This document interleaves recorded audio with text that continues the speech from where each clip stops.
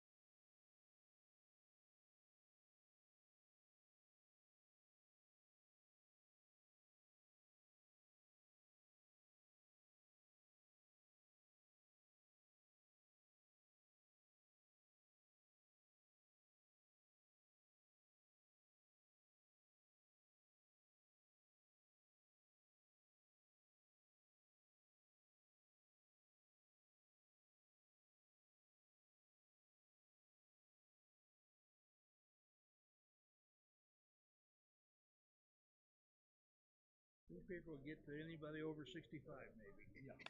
Good luck.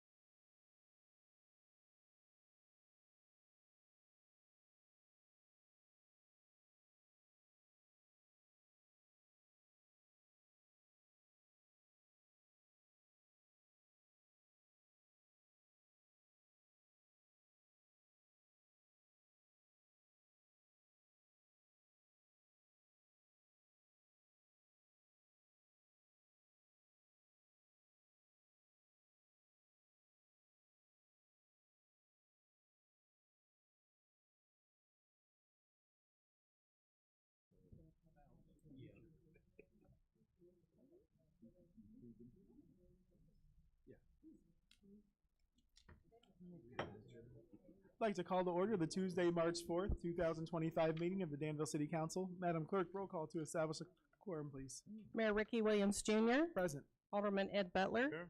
Heidi Wilson, Present. Carolyn Wands, James Bouchard, Present. Mike O'Kane, Here. Bob Iverson, Here. Mike Poore, Present. Rick Streebing, Here. Sherry Pickering, Here. Eve Ludwig, Present. Tricia Teague, Present. Robert Williams, Present. Darren York, Here. John Cooper, Here.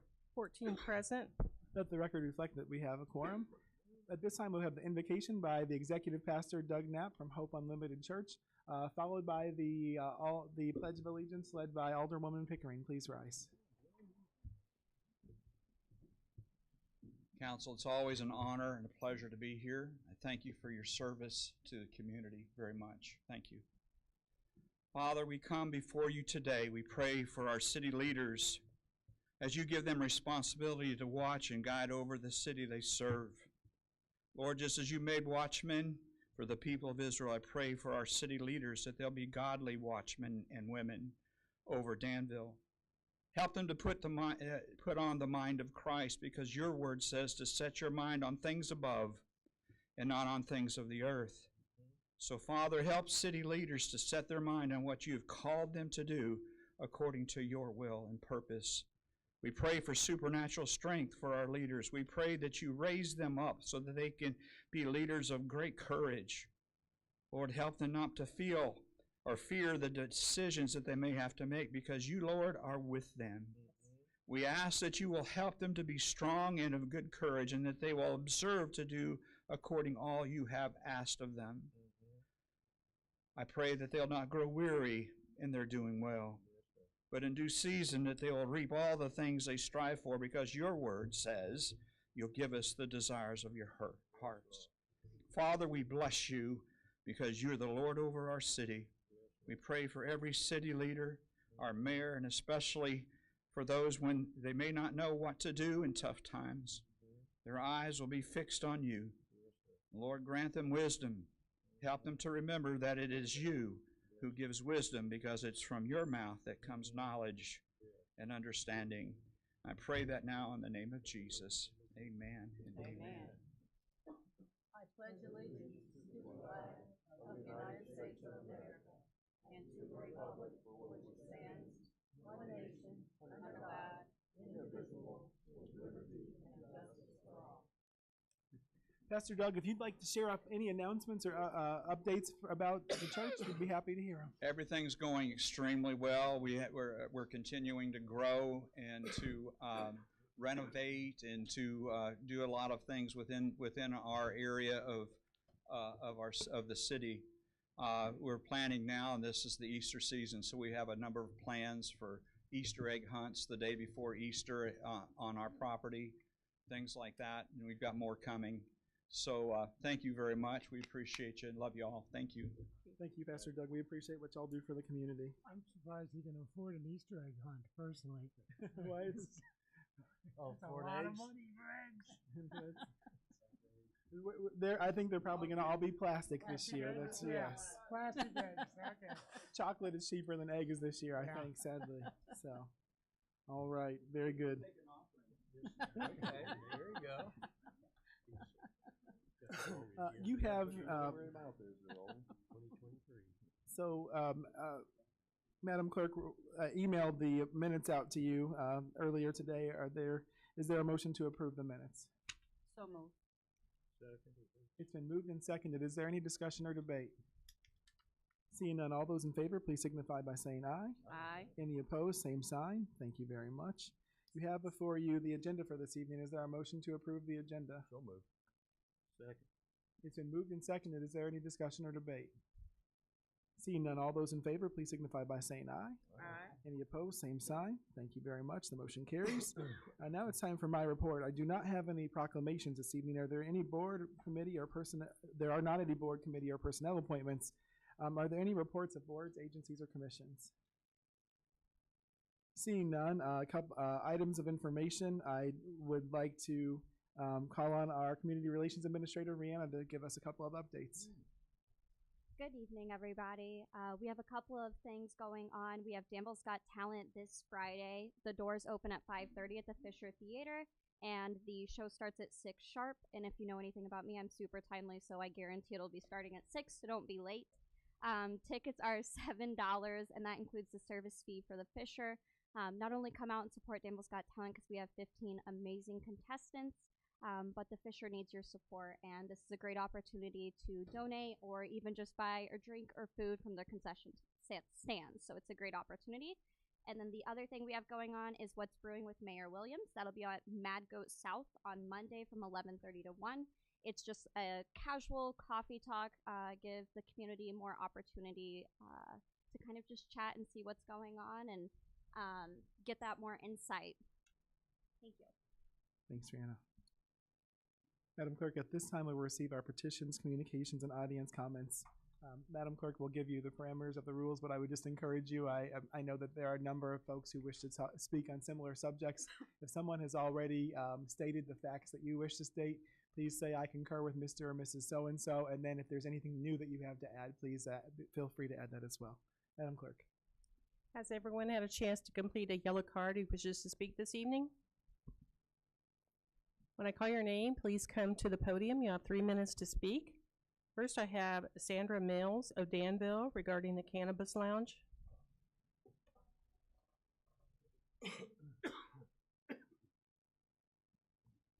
Hello.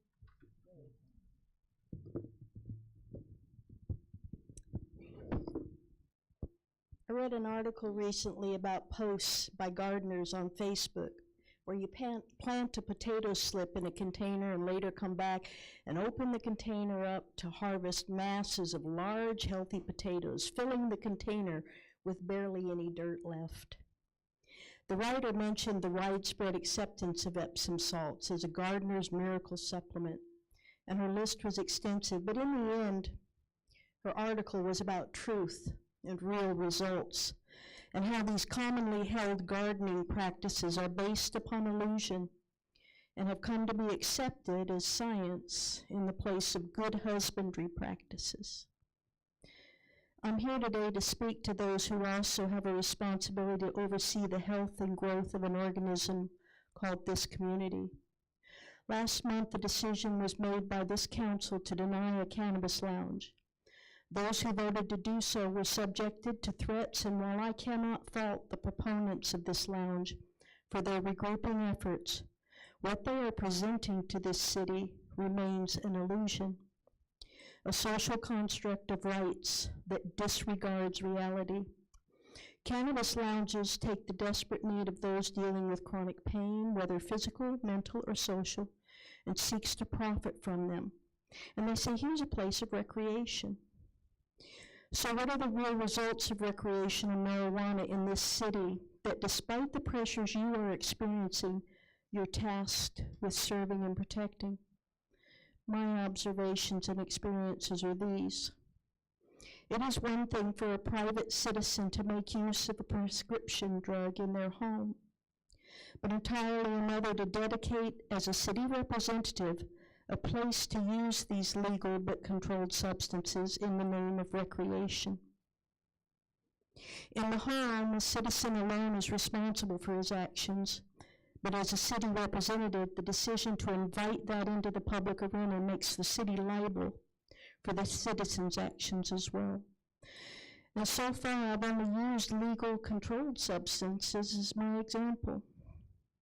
You are being asked to step into the unknown as representatives of this community and to qualify recreational, unstandardized drugs as safe to this community because the esteemed leadership of this state saw fit to legalize it. The same leadership also says abortion is illegal, and we're still dealing with that front. Legality in our fluidly moral society sets up illusions. And recreational marijuana as a governmentally sanctioned experiment is a dangerous illusion. I grew up around marijuana. At 16, it was not cool. It stank, It was a dirty habit. This is not recreational. Mrs. Mills, I apologize, but your time is up. Okay. Thank you. Amy Battram? Of Hoopston regarding the 7-point ordinance? Yes, thank you. Sorry. It was inherited. A name was inherited. Hi, my name's Amy Buttram, and while I'm not a resident of Danville, I am a resident of Vermilion County, but I work in Danville, I shop in Danville, I spend way more money than what my bank account probably thinks I should. Tonight I'm asking you all, though, to vote in favor of an ordinance which would allow 7 points to expand their operations. Honestly, if you had talked to me as a child back in 5th grade when I went through the DARE class, I would probably be horrified to see me up here.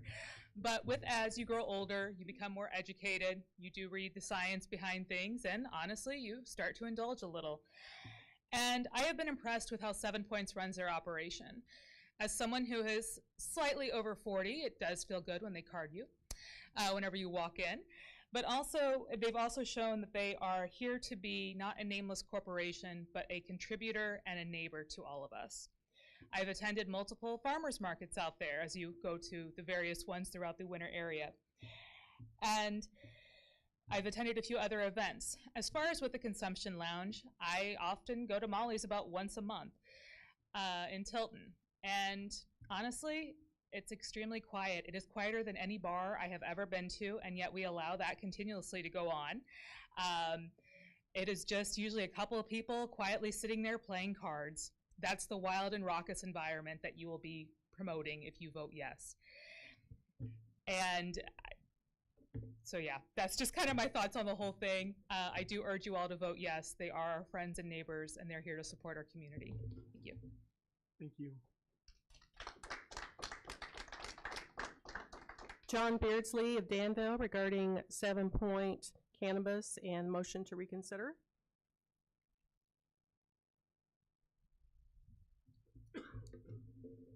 May it please the council. My name is John Beardsley. I'm here tonight supporting 7 Point. 7 Point tonight is asking you all for the opportunity to open up. Sorry about that. 7 Point is asking you all for the opportunity to open up a cannabis consumption lounge by making a vote on a motion to reconsider. I only have 3 minutes to speak to you right now, but I would of course be happy to answer any questions you might have when the issue comes up for discussion. On the agenda for tonight's meeting is a motion to reconsider the zoning ordinance from the February 18th City Council meeting that would remove the prohibition against cannabis consumption lounges. That vote nearly passed at the February 18th City Council meeting with a vote of 7-5 in its favor, but it was defeated solely because the Danville City Council handbook provides that an ordinance needs 8 affirmative votes to pass. Needed 8, got 7. But that same Danville City Council handbook at section 7C5 also provides for motions to reconsider actions that were taken by the council. It reads as follows: motion to reconsider a vote. Purpose: to permit subsequent vote on a motion which has been previously voted upon. Well, that makes sense. Then it goes on to talk about who can make that motion. A motion to reconsider must be made and seconded by members who voted on the prevailing side of the vote to be reconsidered. So ordinarily, the general rule is the motion to reconsider has to be brought by the side that won. In this case, that would be the no votes. But it goes on. It says, provided, however, where a motion has received a majority vote in the affirmative, but is declared lost solely on the ground that a greater number of affirmative votes is required by statute for the passage or adoption of such motion, then in such case a motion to reconsider may be made only by those who voted in the affirmative on the question to be reconsidered. And that's what we've got here, ladies and gentlemen. We've got a situation where there was a vote, there was a majority vote in favor of passing the ordinance, but they lost anyway because there was a rule that required them to have 8 votes instead of just 7. Now the language says a greater number of affirmative votes is required by statute. Well, what is a statute? A statute is just a codified rule. That's exactly what you have in your handbook, codified rules. Danville has statutes just like the state of Illinois has statutes, just like the federal government has statutes. A statute is just a codified rule. Now, that rule here in Danville says 8 votes are required for an item to pass. Typically, all that would be required is a majority of a quorum, but the statute you have here says 8, and that's the only reason that vote failed. That makes it the perfect subject for a motion to reconsider. Thank you very much for your time. I appreciate it. Thank you, Mr. Brisley. Tyler Zenders of Danville regarding the Cannabis Lounge. Hi. I was just going to speak about being a local business owner in town. Not only that, I run a couple businesses. I'm also a landlord for quite a few local tenants. My perspective on the Cannabis Lounge is that, one, I think that it's important to put out a positive image of Danville that we're open for business. And I know that that 7 Points has invested a lot of money in the community. I think what they're doing is it's forward thinking. And with this consumption lounge, I think it's good for the casino. I think it's good for the hotels. I think it's going to generate a lot of tax dollars for the community. And I think it's highly regulated by the state of Illinois, so I don't really see an issue with that. The other thought on that is that, we're also dealing with competition from Tilton. I mean, Tilton gets a lot of business that we don't get, and I think it, depending on how you guys vote on that, will make a difference in the community, in the business community, in terms of how easy it is to do business here. So I just wanted to put that out there. The second thing I want to mention is this has to do with rental inspections. I'm actually a landlord that's in favor of the rental inspections. I think it's been a long time coming, and I think that's a positive thing moving forward. That that we're going to take care of the properties that are issues in the community.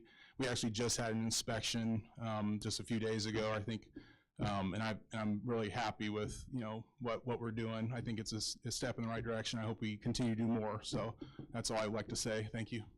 Thank you. Carol Hogue of Danville regarding the Consumption Lounge.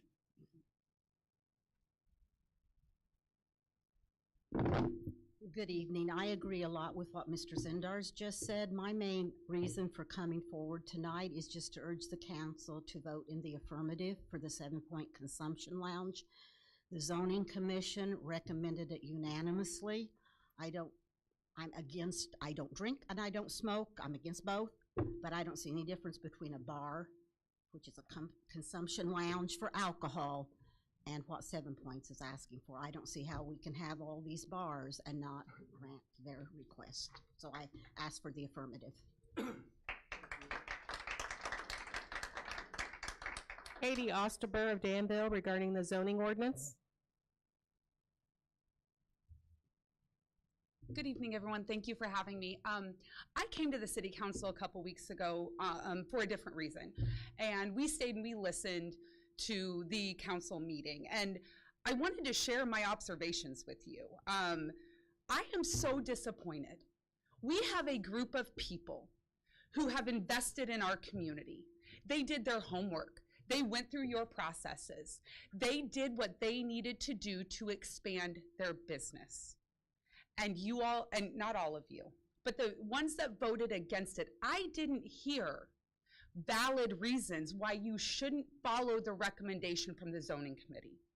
I also think that they showed up doing their homework. They have hundreds of letters or petitions signed in support of this. Did any of you who voted against it look through those to see how many came from your ward? Did you do your homework? Because I don't think that anybody had the opposition comparable to their support. And I think it's sad in this community where we're asking for businesses, we're asking for people to move here. Danville is amazing. I am a huge supporter. To everybody that'll listen, I tell everybody that Danville has the best people. We are generous. We show up when there is a need, right? We support one another. We have our faults, we have our challenges. But overall, I've chosen to make Danville my home. I have raised children here. I am happy that we have done that. What I want to see is that support that I talk about, supporting our business. I've never been to 7 Points. I don't know what it's like. I've heard great things. I love it that they are including a farmer's market on Saturdays. That's something I'm going to show up for, because I love our farmers market and I love the partnership. So let's continue to support our businesses. Let's make it so when people want to open a business, start a small business, they're not going to say, well, it's impossible, because we can do all of the steps the city requires. But our city council members may not like it. No, we don't care if you like it or not. It doesn't matter. What matters is they did the work. They have done what they need to do to expand their business. We need to support them. We need to give them a chance to be a part of our community and show them that Danville is the place to come do business. Thank you. Thank you. Pastor Randy Downing of Danville regarding the marijuana lounge. Well, this is a rare opportunity to get to discuss the points that you made the last meeting after listening to everybody discuss their pros and cons. And so I appreciate the opportunity very much to do that. We heard a lot of comments, and I believe all of you got something from me in your email. Is that correct? Mm-hmm. Did you get that? I've got a hard copy here for you that you can pass around if you would. And I also have a great love for the military, a huge love for the military, and so I got the chance to do my homework and to find out what our VA has to say about marijuana. And it's very interesting when you take a look at what the VA has to say about marijuana. I am concerned about a few things. First of all, the wording of the law in the state of Illinois concerning marijuana lounges. And that wording is very unique because it says that the city has the responsibility to decide if you want to lounge or not. That all of this comes down to you deciding if you want to have a lounge. And I'm concerned about a few things. First of all, I'm concerned that the insurance rates to have a lounge at a dispensary is 3 to 4 times what normal insurance costs. And I wonder why that is. The second thing that I'm really concerned about is this information you have about the VA and the studies that are done on the National Center for PTSD. And what I find is that all the evidence points into it doing harm, not good, for our military veterans. In fact, if you look at the list and the things highlighted in yellow there on that list, what you find out are things like increase in depression, increases in suicidal tendencies. All of these studies that have been done by our government prove that this is not healthy for our veterans. No matter what you're told, stick to the science and you'll find that out. The other thing that's part of the science that's very interesting is the effect that it has on a pregnant mom or a mom who's nursing. Who is going to, at the dispensary, be responsible to stand at the door and find out if a mom is pregnant or nursing to be able to help us avoid brain damage for that child, as the science tells us happens? This is, the science absolutely tells us, you have the quotes and where this is found. That is very important to understand. I urge you, for the sake of our community, to vote against this ordinance for the good of our community. This is very important. What you're also going to... They're just bros. It's like arguing against eating corn. That's how I see it. So if we want to have a lounge where we can eat corn, we're going to stop doing that too? Because people don't like the color green or yellow? And I just want y'all to think about the people of the city. And we have a business that wants to bring business to our community and support the people in our community.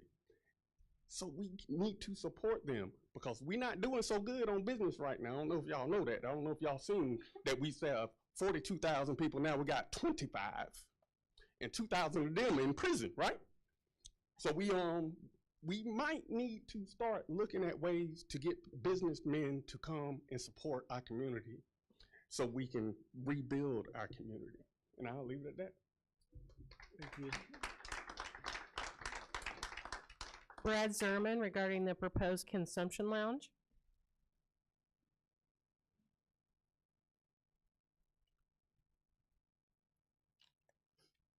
Good evening.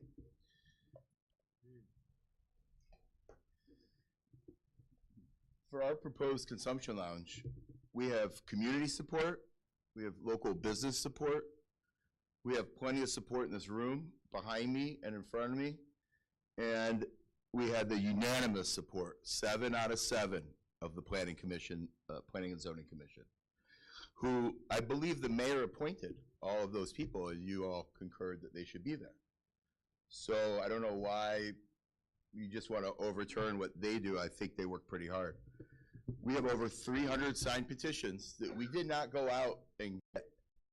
They're just customers that came in, and we asked them if they wanted to support the lounge, and they did. This is in every ward. These are 300 voters that voted for you, maybe some of them, last time.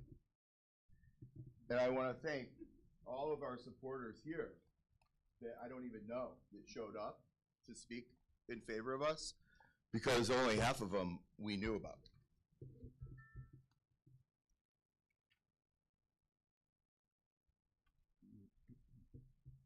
We have letters from the local businesses, from Vermilion Advantage, saying that we're going to increase property values, we're going to bring in new business to Danville, and it's going to be good for the Danville businesses in the area.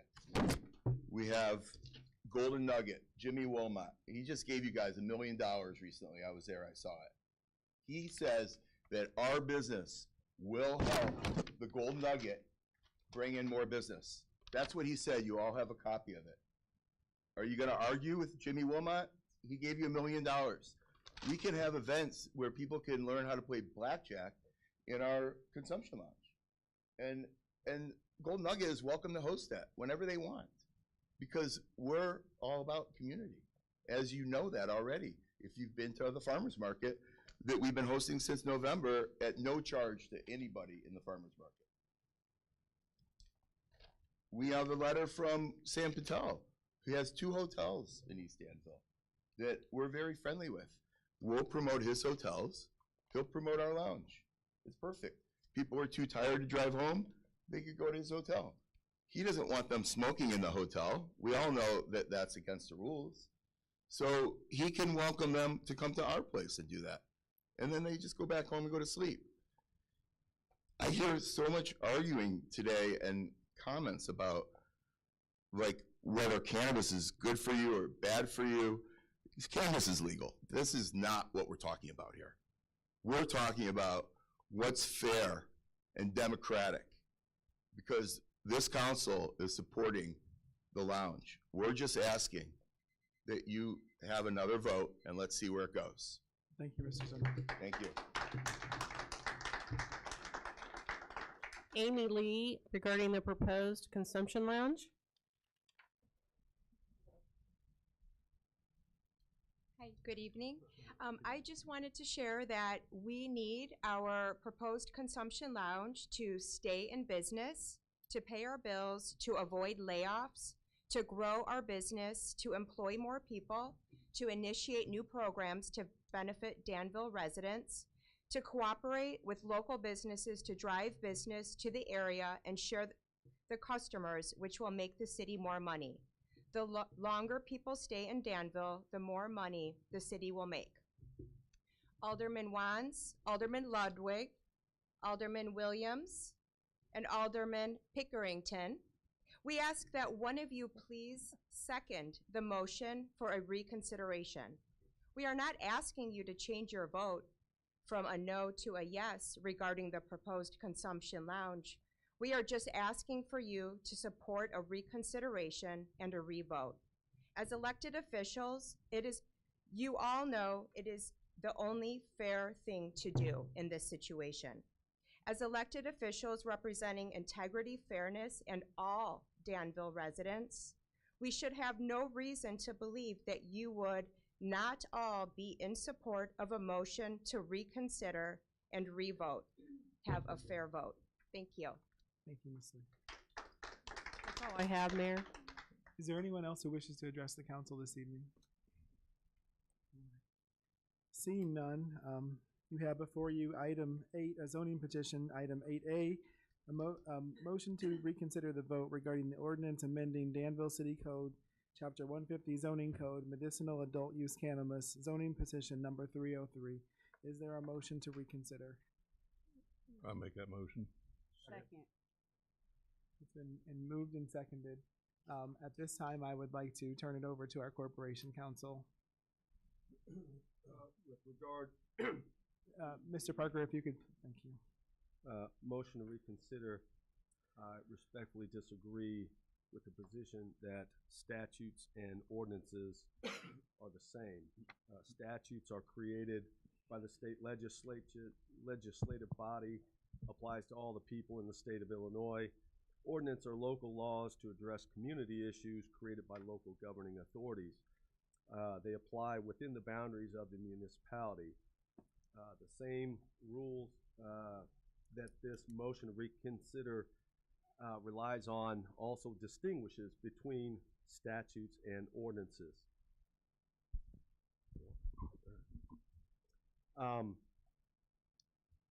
Reading from the motion, specifically provided, however, that where a motion has received a majority vote in the affirmative, which it did, but is declared lost solely on the ground that a greater number of affirmative votes required by statute.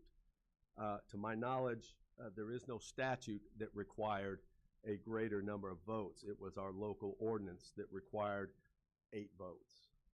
Therefore, it's my opinion that the motion to reconsider is improper. Mr. Mayor. I put this on the agenda last week based on the information and at the request of 3 aldermen, Alderman Cooper, Chairman Poor, and Mr. Alderman Butler. And Mr. Parker was out on bereavement leave at that time, so I did not have any advisement from him. So I put it on there because I wanted to honor that request. It seemed like it was appropriate to me, but I am not a lawyer. And so today, he came to me and said, and shared this with me, it's our assistant corporation counsel's opinion that he agrees with our corporation counsel. I think that there is a way that you all could still have a vote on this, and that would be to suspend the rules.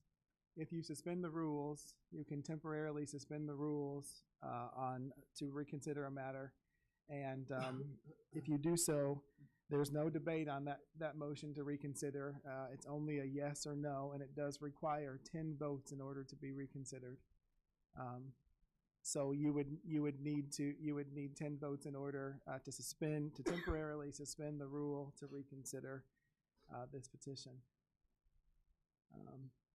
At this time, I would entertain a motion to suspend the rules. I will make the motion to suspend the rules. I'm sorry. I will make the motion to suspend the rules. Hold on, don't we have to vote on the motion that's on the floor?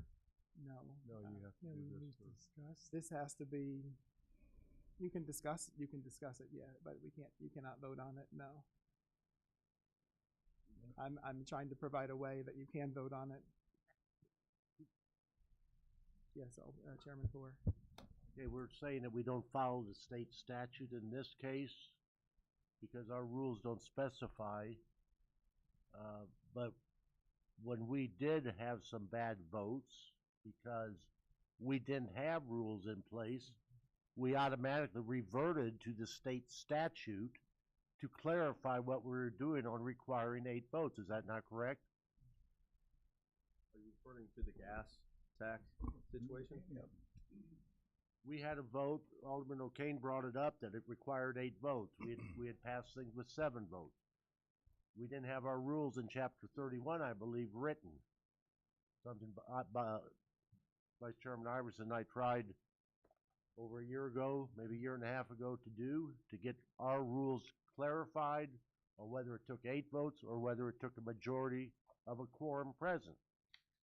We never got that accomplished. That's when Alderman O'Kane brought up it requires 8 votes according to state statute.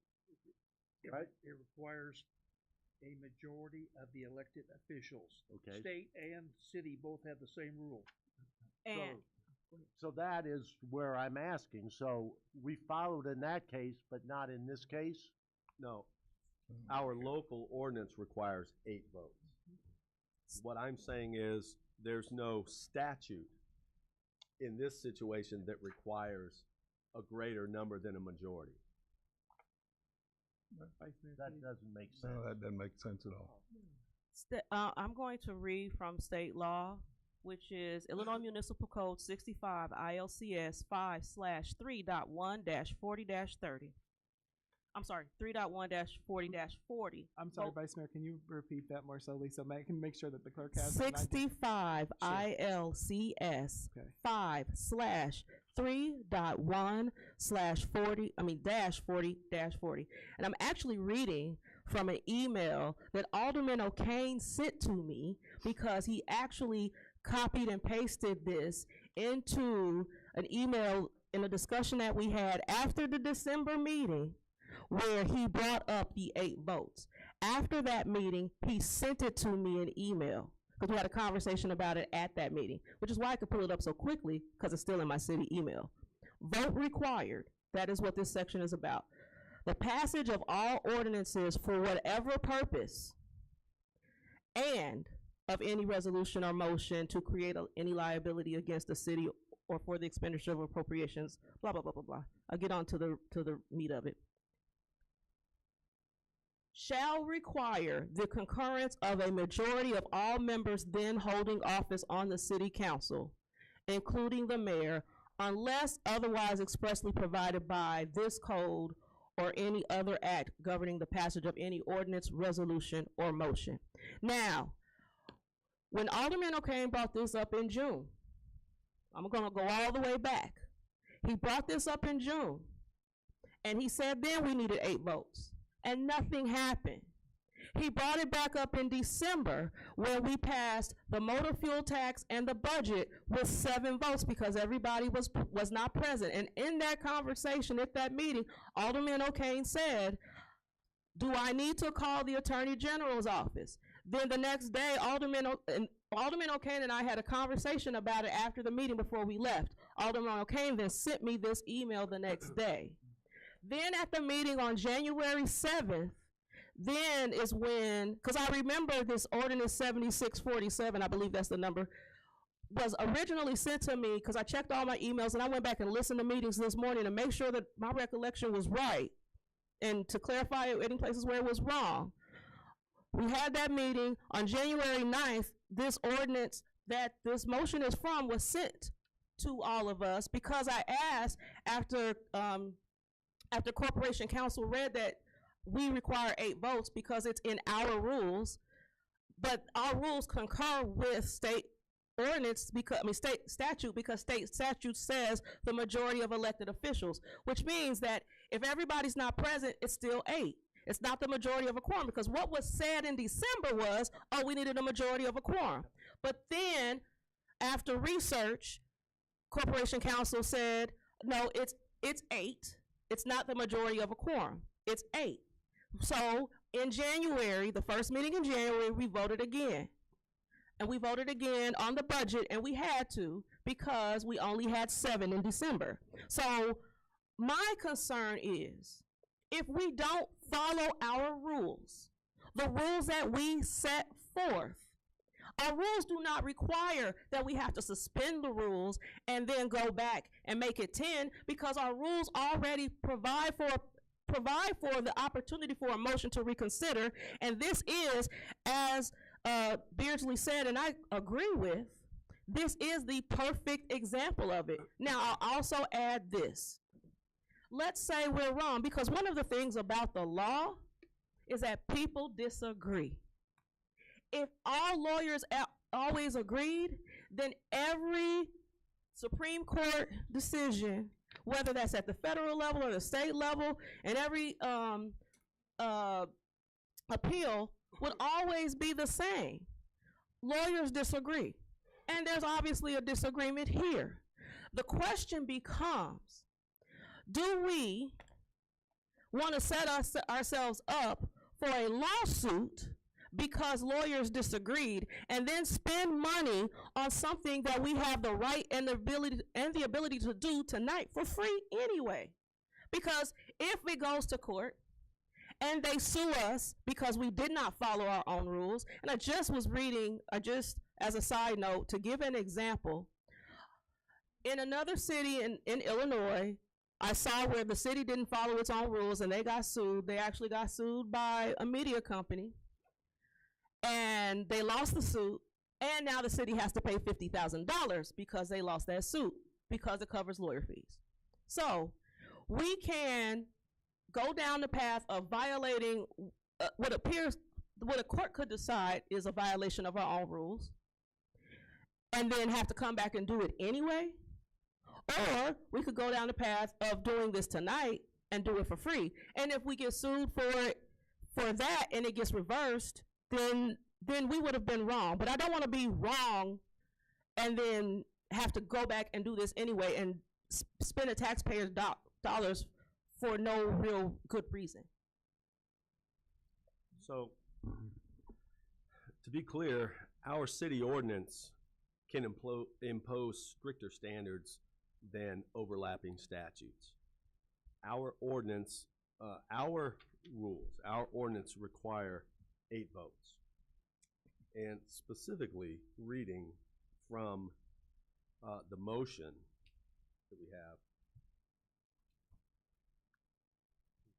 what creates the ability for this council to reconsider the vote is if it was lost solely on the ground that a greater number of affirmative votes were required by statute.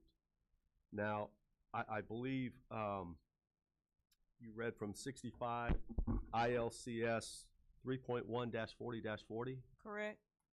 And it states the passage of all ordinances for whatever purpose and of any resolution or motion, 1, to create any liability against a city, or 2, for the expenditure or appropriation of its money shall require. That's not a situation we have here. Now, I don't have a position in this. I'm merely reading our own ordinance and what we have followed most recently. It was brought up by Mr. O'Kane. And that's what's required, 8 votes. So for whatever purpose doesn't mean for whatever purpose? Well, said and, which then that's a preposition that adds to, right. Not either or. Well, I think what's important is we're a home rule local government, and we can impose our own rules and different standards.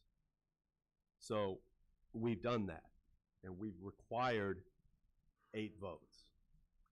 Now, as the mayor pointed out, you can vote to temporarily suspend those rules.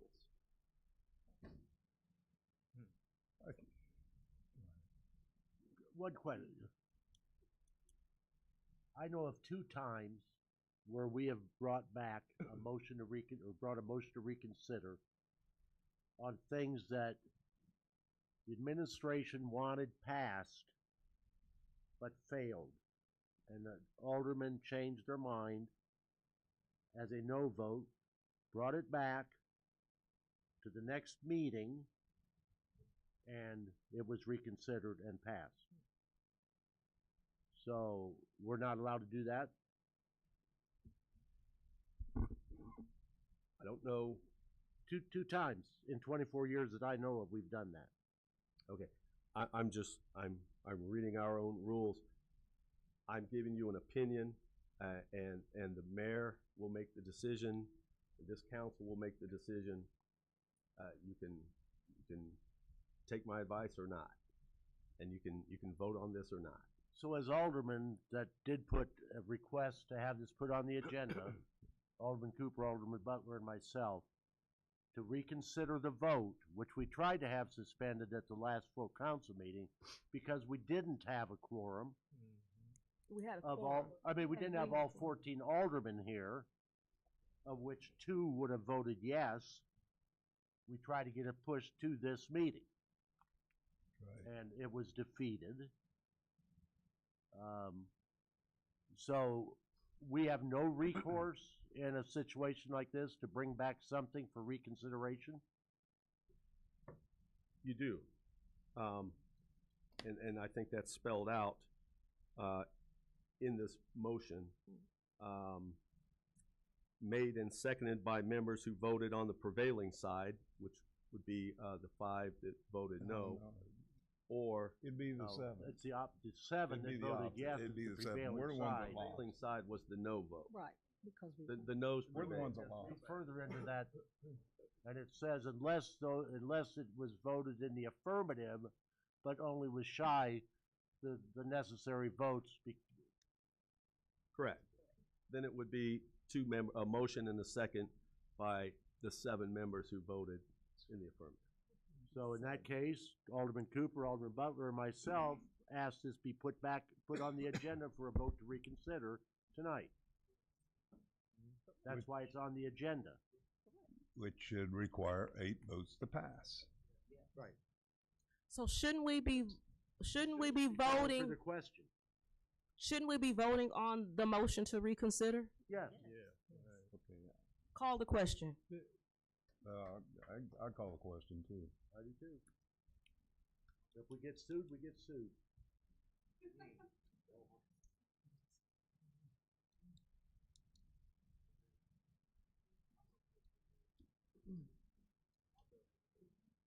So if I understand correctly, the council is advising that we go against the advice of our own council. And just so you all know, if we do and we're wrong, you will be paying exactly like Vice Mayor Teague said. Are there not 10 people who would vote to suspend the rules to allow it to be reconsidered? I really don't know if that's a risk we should take. Because if that's what our corporation council is advising, is I'm not a lawyer. I put it on here because I wanted it to be reconsidered. But And ordinance 7647 simply states in black and white the steps that were needed in order to bring it to reconsideration, and that's been done. So all I see to be done is to vote. Our council has advised us that that's improper. I really don't care about the council. I don't feel like he knows too damn much anyway. We voted against what the lawyer told us before. That's And I not don't care about unusual you for doing us. all of that either, really. Well, let's be respectful. Let's be respectful. Let's be respectful of one another. That's the least we can do. And this isn't writing about the 10 votes. I mean, this is something new here, there too. Where is it at? It's not something new. It's in the council rules that have been there since 1993, Mr. Butler. That's to suspend the rules. We've called for the question. We have not called it. So there's no discussion. We call the question. Hey, please silence yourself. We don't need anything. Mr. Brooks, we do not need anything. We do not need anything from the audience. Mr. Brooks, we do not need any more continuation from the audience. Please, if you continue, you will be escorted out.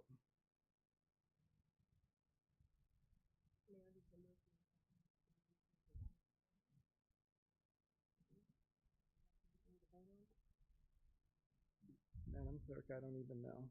The motion and the second.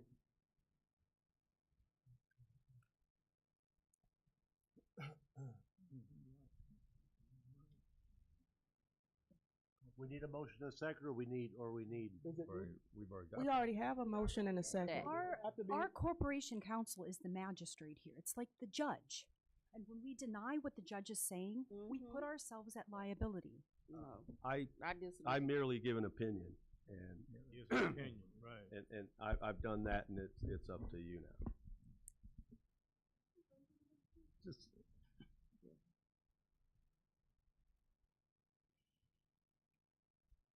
Madam Clerk.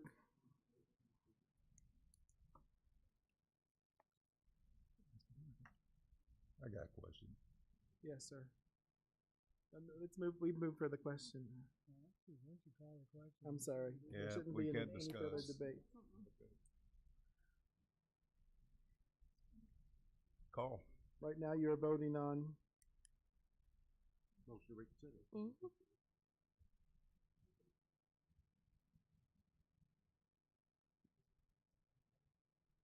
Roll call vote, please.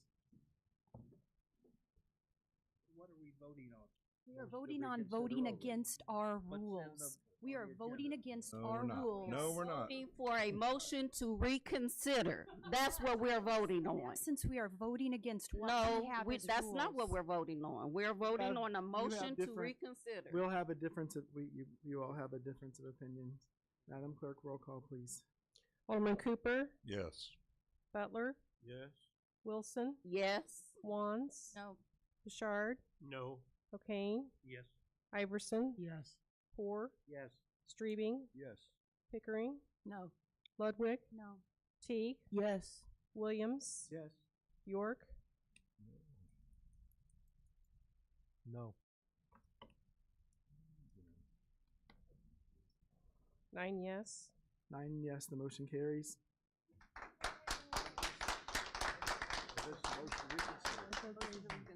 At this time, you have before you 8B, an ordinance amending Now, you have before you item 8B, which is an ordinance amending Danville City Code, Chapter 150 zoning code for medicinal adult use cannabis zoning, petition number 303. Is there a motion to approve? I'll make a motion to approve. Second. So moved and seconded. Madam Clerk, any discussion or debate? I have a question that I didn't ask last time we voted on this. And I'm going to ask the one person who I know was in the room. So, planning and zoning, I'm assuming, and I don't know, so I would love to know, obviously we got their recommendation. I would love to know how much conversation and the tenor of the conversation from that committee, especially considering I know the makeup of the committee, and I know there's one pastor on that committee, and I also know that there's another person who may or may not be ordained. I don't know.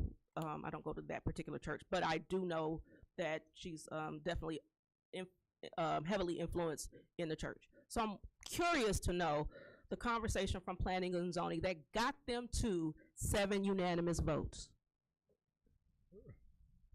I don't think I can give you an answer on their opinion on how they came to a vote. I do have a record of the meeting minutes.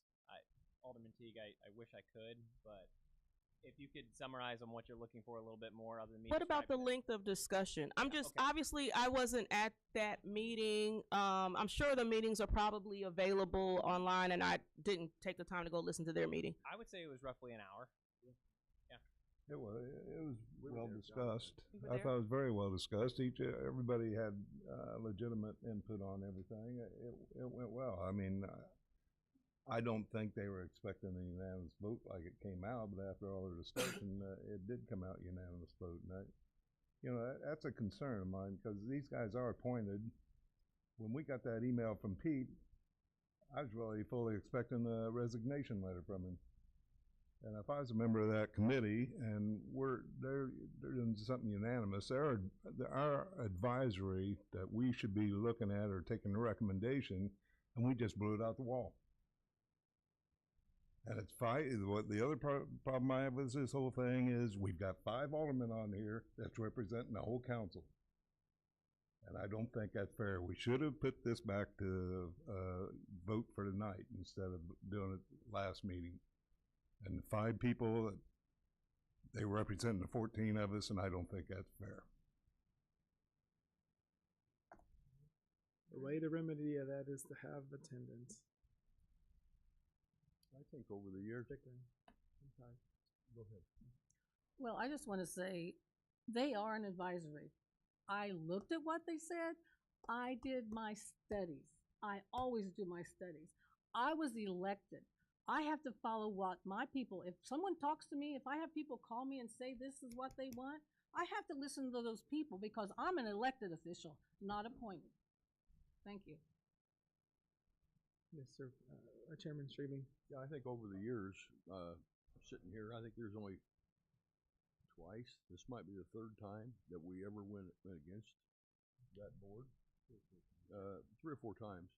And one of them was daycare at home when grandma was watching the kids. And I said, you guys better stay away from that one. So this is only 2nd or 3rd time in 20-some years that I know of.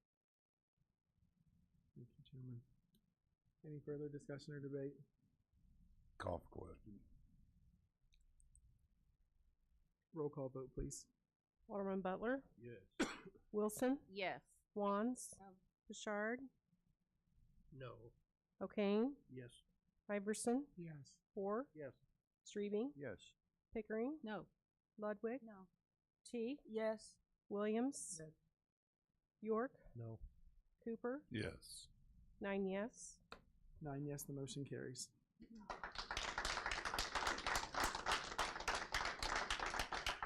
We have before you item 9, a motion to reconsider the vote regarding ordinance number 9530, amending Danville City Code, Chapter 91, cannabis consumption facility. I'll make the motion. Second. It's been moved and seconded. Any discussion or debate? Question. Yes. This thing went unanimous the last time through this council. Why are we doing this again? It didn't go. Yeah, it That did. was 11 votes. It was enough to pass without having to be reconsidered. Yes, you all requested it in your motion. So I was trying to honor your request. Okay. Yes, Mrs. Vice Chairman Pickering. So this is going to be the rules and regulations since it was passed, correct? That's correct. Okay, so this is something we want in place. So I will be voting yes for this. Any further discussion or debate? Roll call vote on the motion to reconsider. Alderman Wilson, Yes. Wands, Yes. Bouchard, Yes. O'Kane, Yes. Iverson, Yes. Hoare, Yes. Streebing, Yes. Pickering, Yes. Ludwig, Yes. Teague, Yes. Williams, Yes. York, Yes. Cooper, Yes. Butler, Yes. 14 yes. 14 yes. Item 10 is item 10 is a reconsideration of ordinance number 9530, amending Danville City Code, Chapter 91, cannabis consumption facility. Is there a motion to approve? So moved. Second. It's been moved and seconded. Is there any discussion or debate? So explain this. what This we're is, voting on. this is the rules for, this would regulate the consumption lounge. These are the rules, putting in place the rules that would regulate the consumption lounge. Okay, I thought that's what we were, okay, gotcha.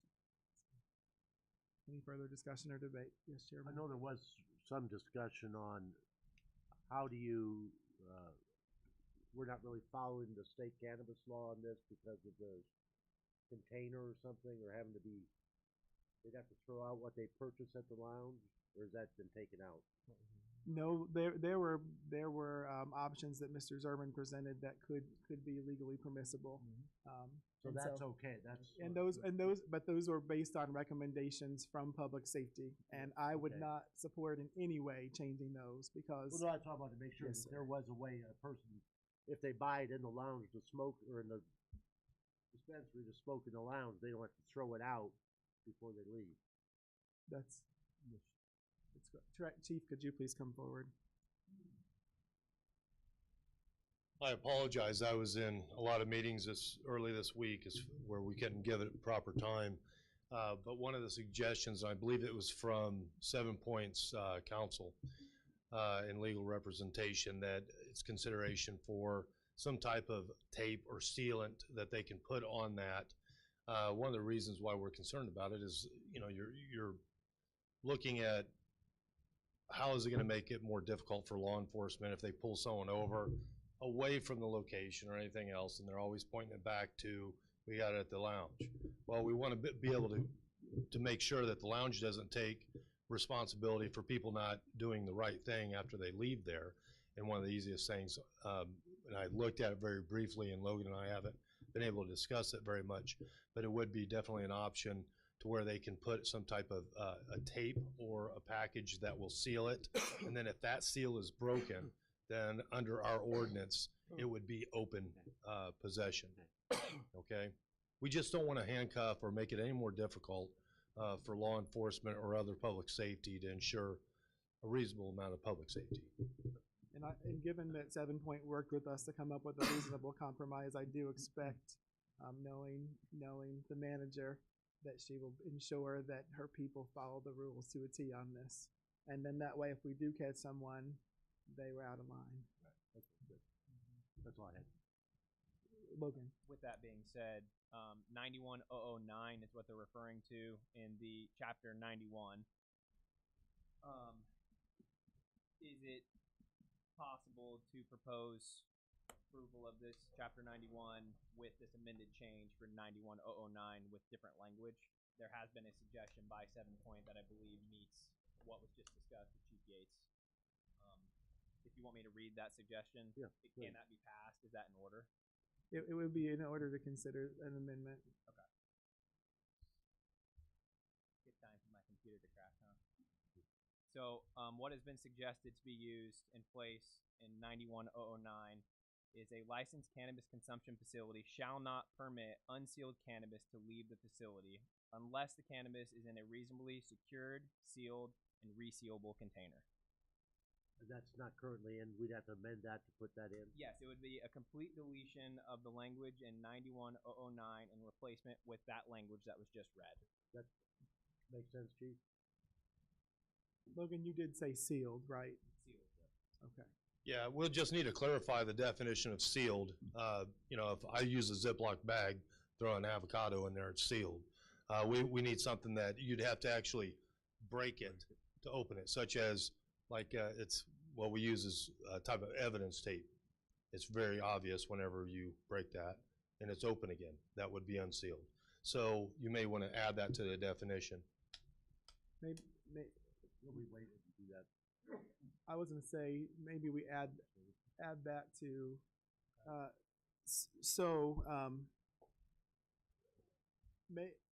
Chief, would it be appropriate to say sealed in a manner approved by the chief of police or the police? I hate to put you on the. Well, if that position was ever changed, you don't know who you're going to get. So it's going to be one of those things where I think you just make it simple as a sealed tape that cannot be broken. Okay, and I think that's what the Maybe we have the model manager. was. Manager, if you could please come forward. Amy, I'm sorry, I can't remember his name.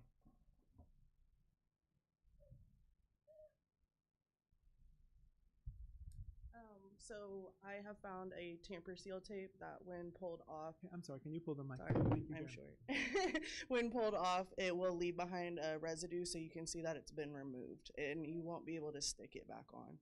So we can ensure that all the containers have this sticker placed on before they leave the lounge. So would it be called then a tamper I would say proof? a tamper seal. Tamper evident tape. Yeah, tamper evident tape. We could offer it, but we just can't force people to use it. We could educate and offer it, but if people if they're going if they hide it, I can't. Right. I can't search them. If they hide it and then they get caught, then they're going to get busted for illegal. But we have it to offer so we can refrain from that. And then it'll be sealed in their car. And then I think the appropriate is that it's inaccessible to the driver also, so we can just remind them of that. Okay, tamper proof and inaccessible to the. Logan, can you add that language and then reread that to us, please? And if for the consideration of a friendly amendment. Yeah. Thank you. Friendly amendment. Yeah.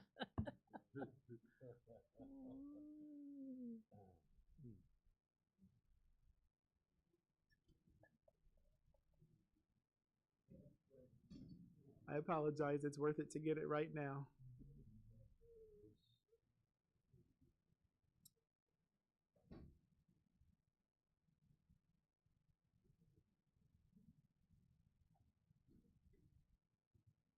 Tamper evident.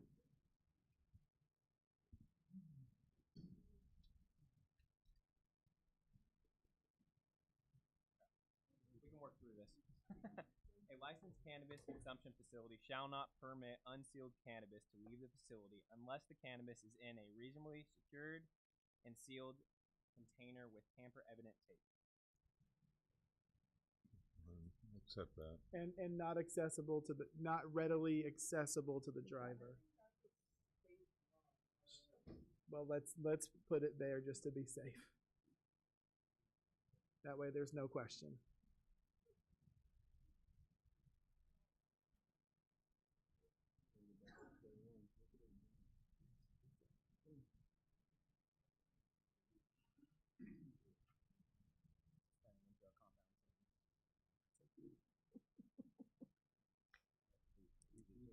Very happy.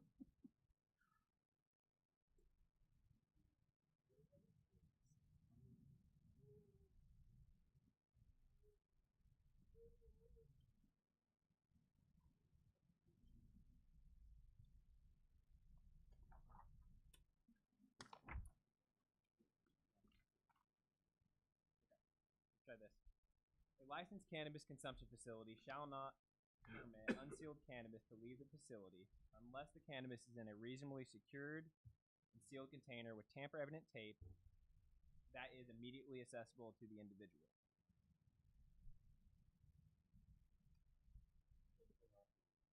And cannot be. Well, it says that the container cannot be readily accessible to the driver, to the driver, Logan. Mayor, Yes. I know one of the questions that may come up is, where's the burden as far as, is it the lounge's responsibility? But I think it's one of those things where that can be simply mitigated by the rules that they provide and the tape that they provide for their package that they open. The burden will fall upon the owner and the person in possession of it once they leave the facility. Does that make sense? Similar to, you know, if you go to a liquor store, if you break the seal on your outside, yeah. Then Okay. I think we got it. One more time here. A licensed cannabis consumption facility shall not permit unsealed cannabis to leave the facility unless the cannabis is in a reasonably secured, sealed container with tamper-evident tape that cannot be immediately accessible to the driver of the vehicle leaving the facility. is there a friendly motion I'll to move amend to it? accept the amended. I second it. It's a move by Alderman Cooper, seconded by Vice Chairman Pickering. Any discussion or debate on the amendment? Yes, sir. Yes, I have the one, that's we stipulating this directly to the driver, and not passengers. I mean, what if a passenger opened it up? It's still sealed. I mean, yeah, will we still blame the driver? Yeah, it's broke, it's broke. Yeah, right. But I would imagine that's exactly what happens when there's open alcohol in a car, right? If there's open alcohol in a car, whether the driver consumed or not, you cannot drive with open alcohol in your car. Right. So it's the same rule. I could be completely sober and somebody get in the car with me with a bottle and they have it open. I am still responsible and liable as a driver.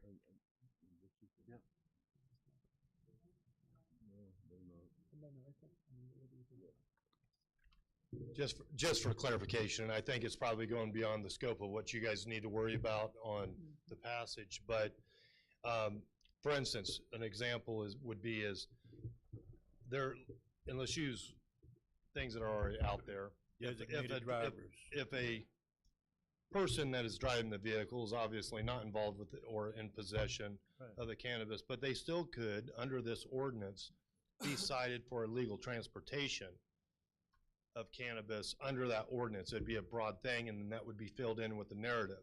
However, and that would be going completely spirit of the ordinance. I don't want to overthink it, because then you start labeling discretion and creating a discretion guideline for the officers that are pulling over the vehicle. I think if a vehicle's pulled over and we for whatever reason, there's cannabis that's illegally packaged or sealed or not sealed in the possession of one, that person is going to be the one that holds the burden of a violation. Okay? So there's no way to address every scenario, because that's why police officers, we talk about discretionary calls on enforcement. Yeah, right, because I was just referring to if I see a friend and I don't know you got a bottle in his pocket, and I see him staggering, and I say, hey man, I'm gonna just take you on home, and I all of a sudden get stopped. Only under strict liability would that driver be given a ticket. It just doesn't happen, and it's not charged that way hardly at all. And I can't come up with a scenario where that would be a discretionary affirmative for an officer. If someone's in a passenger in a vehicle and the driver is obviously not involved, or there's no reason to believe that he's involved with the cannabis that's located in another person's pocket, they're gonna hold the burden to the person that's in possession. Direct possession, not strict liability possession.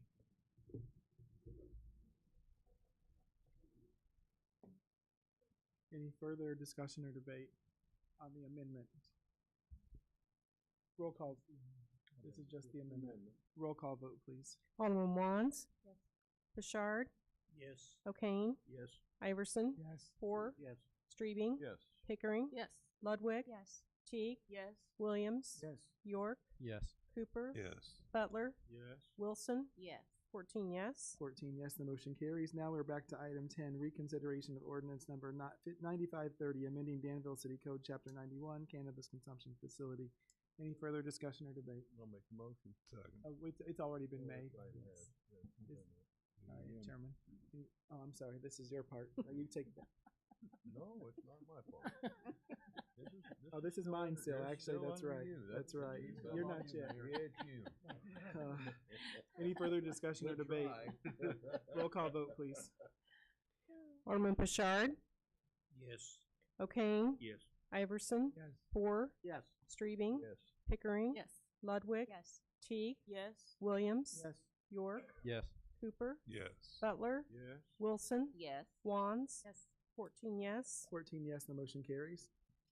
You have item 11, approval of the payrolls. You have the payrolls of February 21st and 28th. Is there a motion to approve those? So moved. Second. It's been moved and seconded. All those in favor, please, any discussion or debate? Roll call vote, please.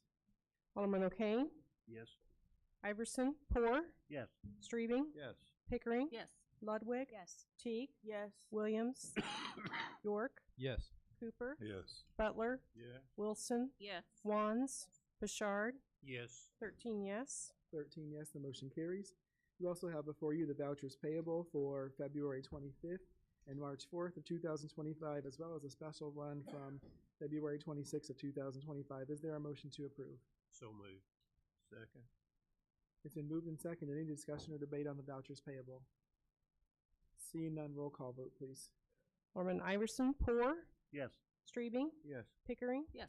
Ludwig? Yes. Teague? Yes. Williams? Yes. York? Yes. Cooper? Yes. Butler? Yes. Wilson? Yes. Wands? Bouchard? Yes. O'Kane? Yes. 13 yes. 13 yes, the motion carries. At this time, we will receive our Public Services Committee report. Chairman Streebing. I don't want to give it. Okay, 13A, let's take 13A and B together. It has to deal with, 13A is an ordinance amending section 30.08 of the city code pertaining to the city of Danville financial policy. And 13B is amending chapter 30.02 of the city code pertaining to purchasing policy manual. Make the motion that we approve and dispense with the reading and ask for approval. I'll need a second, please. Second. Is there any questions on 13A or B's ordinance? Yes, Mike? Just, how long has it been since we've changed this? 2010. 2010. 2010. 2010. Okay, so how did we arrive at the new numbers? It was, You just take inflation or? yeah. Okay. Any other questions on either one of the ordinances? If not, roll call, please. Chairman Poor? Yes. Chairman Streebing? Yes. Alderman Pickering? Yes. Ludwig? Yes. Teague? Yes. Williams? Yes. York? Yes. Cooper? Yes. Butler? Yes. Wilson? Yes. Wands? Bouchard? Yes. O'Kane? Yes. Iverson? 13 yes. Yes, thank you. The motion carries. Let's take item 13C and 13D together if we could. Both resolutions. One's amending the fire division budget 022, line item 022, fiscal year 2024 and 2025 to create fire station 716 and fire training facility fund 717, and approving a professional service agreement for fire station construction project or programming services. I'd entertain a motion to dispense with the reading and move for its approval. I'll need a second, please. Second. Is there any questions on 13C or D? Not, roll call, please. Chairman Streebing? Yes. Alderman Pickering? Yes. Ludwig? Yes. Teague? Yes. Williams? Yes. York? Yes. Cooper? Yes. Butler? Yes. Wilson? Yes. Wands? Yes. Bouchard? Yes. O'Kane? Yes. Iverson? Poor? Yes. 13 yes. Yes, thank you. The motion carries. puts us to 13E. We have a resolution approving a memorandum of understanding between the Danville Police Department and Bureau of Alcohol, Tobacco, Firearms, and Explosives, ATP. I will make the motion to approve and dispense with the reading and ask for your approval. I'll need a second, please. Second. Is there any questions on 13E? If not, roll call, please. Alderman Pickering? Yes. Ludwig? Yes. Teague? Yes. Williams? Yes. York? Yes. Cooper? Yes. Butler? Yes. Wilson? Yes. Wands? Bouchard? Yes. O'Kane? Yes. Iverson? Poor? Yes. Streebing? Yes. 13 yes. 13 yes, thank you. The motion carries. Which is 13F. We have a resolution authorizing the application and acceptance of the Illinois Department of Transportation and Sustained Traffic Enforcement Program STEP Grant. I will make the motion to approve and dispense with the reading and ask for approval. I will need a second, please. Second. Is there any questions on 13F's resolution? Not, roll call, please. Alderman Ludwig? Yes. Teague? Yes. Williams? Yes. York? Yes. Cooper? Yes. Butler? Yes. Wilson? Yes. Wands? Bouchard? Yes. O'Kane? Yes. Iverson? Poor? Yes. Streebing? Yes. Pickering? Yes. 13 yes. 13 yes, thank you. The motion carries. Which is 13G. We have a resolution authorizing the purchase of a police department vehicle and disposal of an unused vehicle. I'll make the motion to approve and dispense with the reading and ask for your approval. I'll need a second, please. Second. Is there any questions on 13G's resolution? Not, roll call, please. Vice Mayor Teague? Yes. Alderman Williams? Yes. York? Yes. Cooper? Yes. Butler? Yes. Wilson? Yes. Wands? Yes. Bouchard? Yes. O'Kane? Yes. Iverson? Poor? Yes. Streebing? Yes. Pickering? Yes. Ludwig? Yes. 13 yes. Yes, thank you. Motion carries. Let's take 13H, I, and J together. They all deal with agreements with School District 118 for security of video feeds, school resource officer, and reciprocal reporting. Anybody have any problem taking all three of those? All right, then I'll make the motion to approve and dispense with reading and ask for your approval. I'll need a second, please. Second. Is there any questions on resolution 13H, I, or J? If not, roll call, please.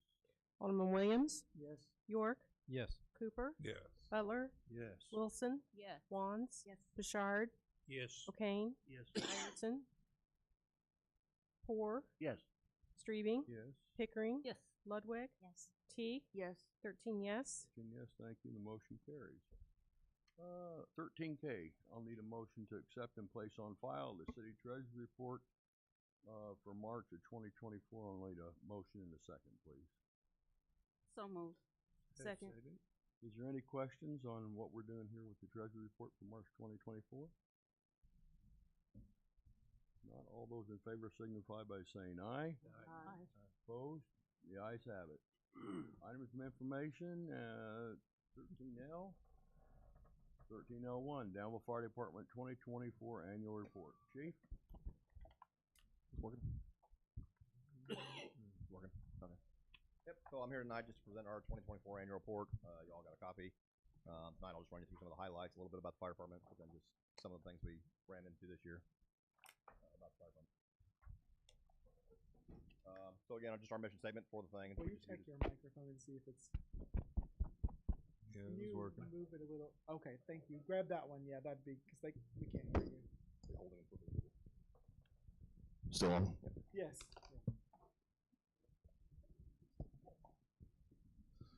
Yep, so it's just a little bit about our mission. Basically, the mission of the fire department's when people don't know who to call, they call the fire department.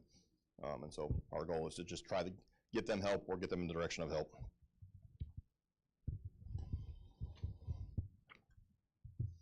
Just a little bit about our staff for the audience in the room and things, just don't know. We basically have 45 suppression staff on shift every day.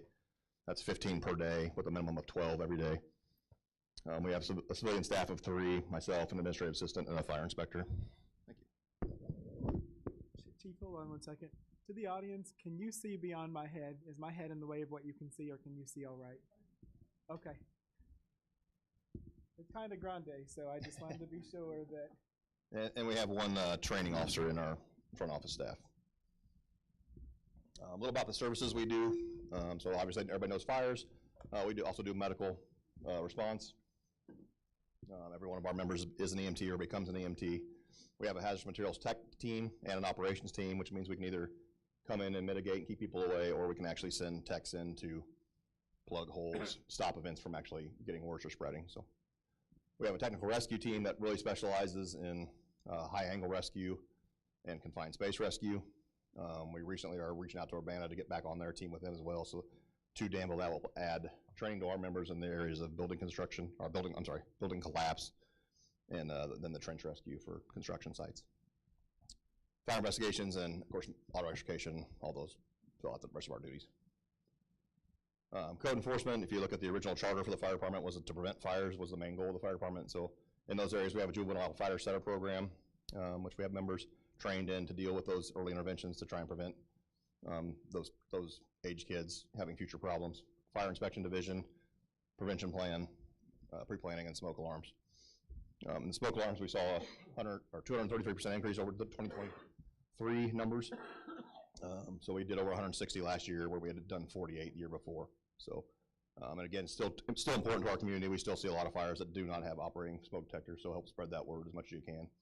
And one thing about that program, I was going to say that almost every release you guys have put out lately, the people did not have a fire alarm. Yeah, it's a high number. And then this year, that program also added for the hard of hearing, we can now get some devices for the people that may be hard of hearing, and it actually shakes the bed and stuff for them, which is a nice addition that we can request if you have someone in your town that does that. So. Those are our fire station tours. If you guys remember a few months back, the kid there in the blue with his hand up is the kid that did the rescue earlier this year, so we just happened to capture that on film for you. So a little bit about our fire stations. We currently have 3 stations in the town, protected approximately 18 square miles of the city. So that's Station 1. There's your ward areas if you guys are curious which one is yours. It saw 1,356 incidents from that station alone last year. That was up by 85 alarms over 2023. That station has 3 people at it assigned daily with one operating engine out of that station. Station 2 also saw an increase of over 164 alarms up in that area. That's the North Vermillion Street Station. Again, 3 firefighters every day assigned to that station with one engine company assigned to that station. And finally, Station 3 on Griffin Street. We think it's the first time ever in the fire department station went to over 2,000 alarms. So that station itself saw an increase of 135 alarms last year over 2023. That station fluctuates in manning. The minimum would be 6 in the suppression division, and it can have as many as 9 on a daily basis, just depending on staffing levels for vacations and all that other good stuff. Of course, everybody knows the saga of the engines, but that was one of our big highlights for last year, was getting the 2 engines in. I was hoping to have them here tonight, but I didn't really think the weather and the light and the busyness of the schedule night would permit it, so we will get them here some night when the weather's better and the light, you guys can get there and see them. But we do thank you for that. Those were ARPA fund purchases for those engines, and they're coming along nicely as far as the training and everything else is going. One of our bigger focuses is training, prevention, and community, kind of our core things that we try to do. We've met over 90% of our training goals last year. Almost every individual hit their individual goals. The areas were weak was the training tower. We need a training tower to get facility training, so we just can't get that credit without that. So that's where you see the little bit of a dip, why we didn't get to 100%. Training goals like that are 192 hours of company drill training every year, 12 hours of driver's training, 60 hours for new drivers. Officers getting 12 hours additional training every year. And then, of course, also all the OSHA, HIPAA, and then, of course, we have our own training that we think is important to the jobs that we do. So they don't necessarily hit a goal for ISO or OSHA, but they hit a goal for us just to be prepared. So we do some of that too. Saying goes, never train too much for a job that could kill you. So we take that pretty seriously. Kind of a breakdown of where the training kind of went to. Company training is everything you think of, the hose, the ladders, all that good stuff, familiarization of buildings. The facility-based training you see at the bottom that we did get is because some classes attended at the institute, the Fire Service Institute. That's how we get some credit for that area. And again, that's just sort of the other breakdown of where they come from.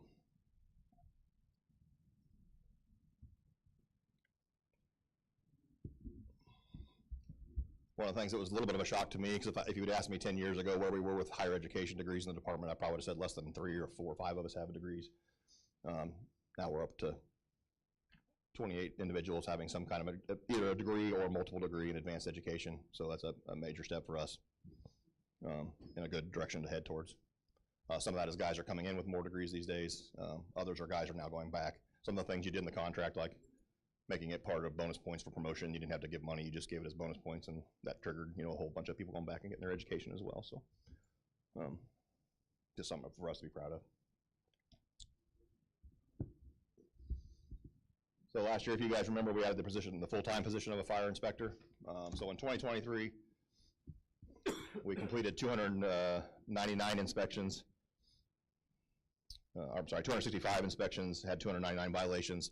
So now that we have someone that's coordinating it, doing all the facilities, we hit every high hazard facility. We have 91 of those in the town, but we were able to increase to 629 inspections, 675 violations corrected. And something we're kind of proud of is we think that we issued less than 5 citations last year. So we try to promote a very good working with the business to try and figure out a solution versus the penalty, and it's worked very well. On our rosters, we have 1,437 businesses that are in our books. So we believe this year what we'll be able to do is the company officers will hit. So every business that's not a high hazard business will be hit every third year, and then the high hazard ones will continue to be hit annually. So high hazards, at-risk populations, schools, factories that have dangerous processes or something like that. That's just nightclubs, things like that, if you think of those kind of places.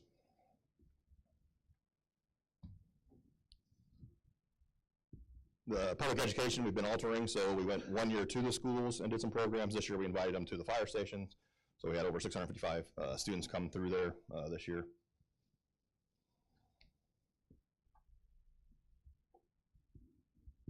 We increased our social media reach, which is always just a little metric we like to measure. We had more than 18,000 interactions this year over 2023.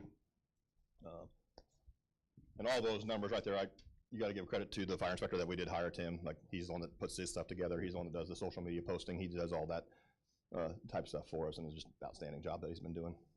And he does all the code enforcement and fire investigations too. So. So where are we at? So end of the year in 4,817 calls, 384 over the previous year, 4,433 calls. We've showed you that trend every year, but that you can see the rate we're now going. So, we've more than doubled since 2015, or close to it. So we're marching up on that. We saw increases in EMS calls this year, about 2.2% more increase in fire or EMS calls. Service calls were up a little bit, and that's just sort of those unknown calls of someone just needs help and they just don't know quite who to call. So that ticked up a little bit. Overall fire incidences, so decline here in a minute. I'm gonna tell you we had more structure fires than ever, but like when you think about all the other little fires you have, about outlets burning, cabinets burning, cooking fires, those actually kind of decreased a little bit, about 1%. But overall the structure fires are still high. These are always just fun for you. Days of the week, the calls spread out through the days of the week, so you can see there's no real major dip or decline of what day you have an emergency on. There's your time of day, hour breakdown of a day, so when they happen. So, less events happen through the AM, but that's also when we have a lot of our fire events. So it's just how you want to look at the data from that point of range. So we had 84 structure fires last year, which we also think is a high for us. Generally it's around 60, 65 that we average. We had that spring, everybody remembers. So there was a high number there, and then it kind of tailed off towards the end of the year, got back to more normal. So 1 civilian fire death last year, and 6 firefighter injuries. And I don't think any of those injuries required hospitalization last year, so which will reflect here in a little bit too for us. So. I take that back. We had one guy break his foot in December, so he wasn't hospitalized, but he did lose some time. Some of the gains we've made, so there's the overtime for the last couple years. So last year, just the calendar year, not the fiscal year, we had $666,853 in overtime. Last year, the same 1 year period. This year, we hit $348,294. So a decrease of $318,000 this year. So all the things you did last year, hiring aggressively a young workforce. I hope the training and the working out and the other things that we're doing, culture, attitude, all that stuff's playing a part. But for sure that's making an impact now. So it took a little while to get them all in the system, working full time, all those young guys, it takes a while to get them going, but now that they are, you start to see the results of what can happen when that happens. So I'm pretty proud of that as far as the numbers go. Grant money we brought in last year, we totaled $84,864.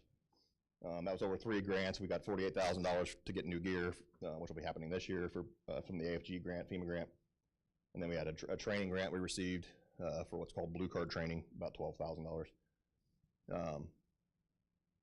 which will get us all of our members certified. And it's a training system for incident command and how to recognize buildings and things like that. So that'll be happening this year. And then we were able to buy a Norfolk Southern grant, which was able to buy some large diameter nozzles that we hope to institute for some of your well-involved fires. So. To the far right this year, so we had decreases in sick leave usage, work comp days, and light duty days. It would have been even higher except we had this drift right there at the end of the year. We got hit with a few, so we had some nice lows in that last year as well. So we remained to Class 3 ISO after our review. We have currently sent in some more documents to them because we're right on the edge of making that jump. So we've sent them some more documents that we don't think got counted correctly, and so I'm hoping to bring you some good news in the next few months on that. So it might take some time for them to review that. It'll take about a year for them to rewrite that and kick that in. So, but we're hoping. We got our fingers crossed. And that's really it for all that you have. I do want to thank Tim McFadden for putting this together and all the work that they've done. Heidi Godley, Devin Heinrich are people that supply some of the data. They keep track of those things internally for us. And Captain Allison provides the training data. So I know that just the overall good things that are going on in the fire department still. So I appreciate you guys. Thank you, Chief, for everything you do and your whole team that you've got. I did want to say, I was watching the news the other night, and you're talking about we don't have a tower to climb and train in. I can't remember now what news it was on, 17 or it might have been Decatur. But they use some of these storage containers, and they had 6 or 8 of them. They had them all every which way, and they used them. Looks to me like they would hold up a lot better in your concrete and mortar. I don't know. Yeah, most of the new towers are constructed that way. There's little differences. You're not supposed to just go grab one and throw it up. There's some they can deform and weaken over time with heat. But they do. Basically, that's what they are nowadays. They just modify them a little bit to take a little more of the heat so they don't deform and get underweight and things. But yeah. Thank you. That's all I have. Thank you, Chairman. Yes, over here. Oh, sorry, Vice Mayor. I just had a couple questions as I was looking at your report. Yep. One question that I have, and this is just because of the incident that occurred this week, not specifically because of your report. Do we promote the smoke detector program on our socials? We do, yeah. We'll run one every once in a while to try and get in. That does seem to trigger a little bit of help. Our officers are also instructed to kind of listen when they're on other calls. Like if they hear a chirping detector, they try to handle the emergency first or handle what's going on, then they try to recommend to the family if it's appropriate to change that out for them and things like that. Or if they notice that somebody doesn't have working ones, they try to install them sort of as we go. Okay. The biggest problem with that holds us back on that program is just we only get 20 at a time, so it's not like we can just go out on a Saturday and walk through the neighborhoods and give them out. But But I appreciate the fact that obviously that has increased, because I remember last year around this time, actually I think it was closer to April or May, when we had a prior incident that resulted in a death, just like this past week. So I remember us having that exchange on that at that time. So I'm happy to see that number has gone up, because obviously that helps prevent those situations. Other question that I had, I saw that there was new firefighter 2025 TBD. Is that a person to be hired, or has that person already been hired? We have one in academy now, yeah. So he just wasn't in the cut when we made the document. That's what I assumed, but I didn't want to make assumptions. And then there was a statistic on there that I was unclear about. What is good intent call? It can be a variety of things. One is like somebody calls in smoke in an area, and then we drive the neighborhood and we don't find anything, which sometimes outside a smell passes by somebody and they call, so that's kind of a good intent. Okay. You might be barbecuing in your backyard, right, and someone calls that your house is on fire, so it gets declassified to a good intent, so it just kind of encompasses everything that's, the State Fire Marshal, they're changing the system, that's part of that software thing. So it will be more specific in the future years, but the State Fire Marshal only gives you certain codes, and sometimes it doesn't really fit, but we have to find some place to stick it, and that's, Gotcha. but good intent just catches everything else, essentially. Okay. Thank you. Those are all the questions I had. Thank you, Chief. Thank you very much. Thank you, Chairman. At this time, we will receive our Public Works Committee report. Chairman Moore. Thank you, Mayor. 14A is a resolution awarding the contract for bid number 767, the Harrison Park Clubhouse exterior renovation. Move to dispense with reading, ask for your approval, need a second. Second. Okay, any questions? Roll call, please. Alderman York, Yes. Cooper, Yes. Butler, Yes.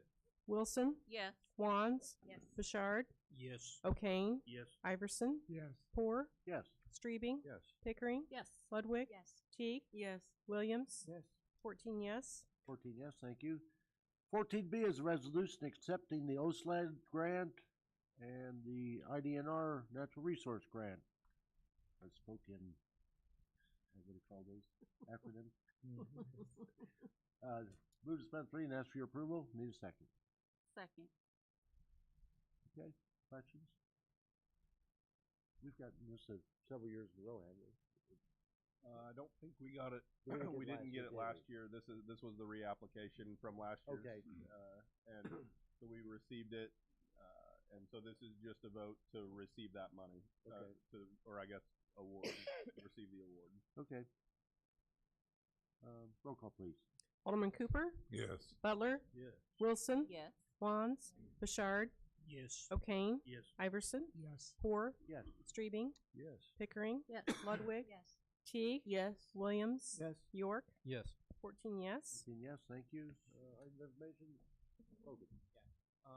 As an item of transparency, for the last resolution that I brought to City Council for permission to apply for the IDA grant rehab, we did a little bit more research, a little bit more strategizing. The last resolution stated that we would be applying for $600,000. We have decided to double that and apply for $1.2 million. We still have to be awarded it, but we believe that we can come up with the capacity to do double the amount of houses. So that's what we're going to try for, and this is just an item of transparency for you.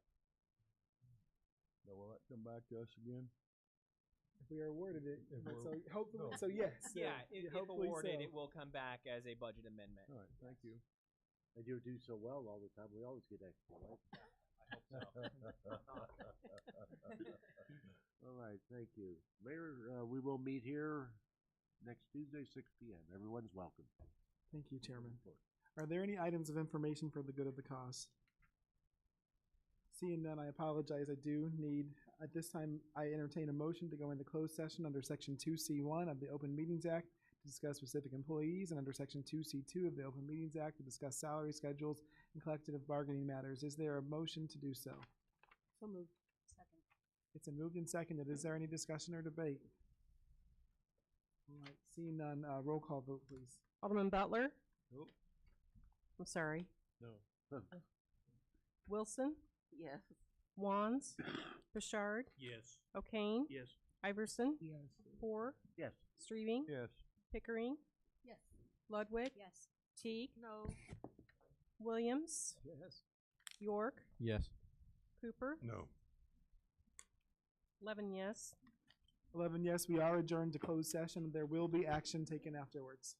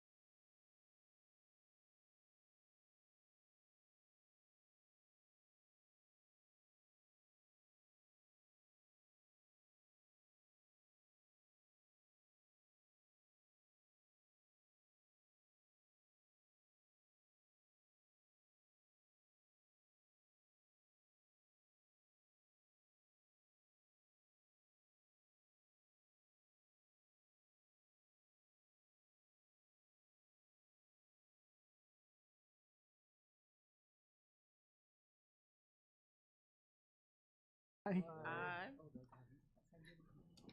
At this time, if there be no objection, I would entertain a motion to approve number 17, a resolution authorizing updates to compensation chart and a budget amendment to fiscal year 24-25 and 25-26 budgets, engineering.